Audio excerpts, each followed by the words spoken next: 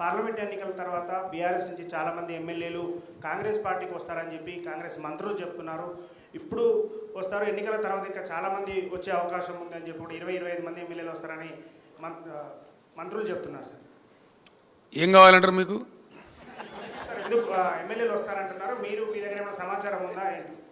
నేనేమంటున్నా అంటే, ఒకరోజు రేవంత్ రెడ్డి గారు మాట్లాడి ఇవాళ సాయంత్రం వరకు నీ దొడ్లు ఎందరూ ఉంటారో చూసుకొని, నా దొడ్డు అయితే ఇంటాక్ట్ ఉంది ఆయన మాట్లాడిన తర్వాత.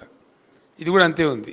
రెండవది, ఈయననే బీజేపీలకు జంపు కొడతాడని కాంగ్రెస్లోనే చాలా అనుమానాలున్నాయి డెఫినెట్గా. ఎందుకంటే ఆయన కేసులు కొలిక్కి వస్తున్నాయి.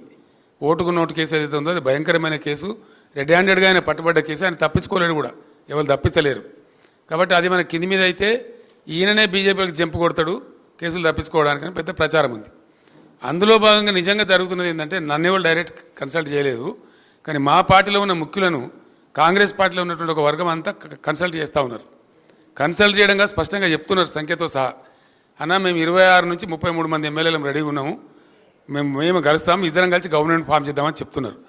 మరి రేవంత్ రెడ్డి తదాస్తు దేవతలు ఉంటారు పైన, మరి అటు నుంచి ఇటు వస్తారో ఇటు నుంచి అటు పోతారో చూద్దాం ఏం జరగబోద్దు.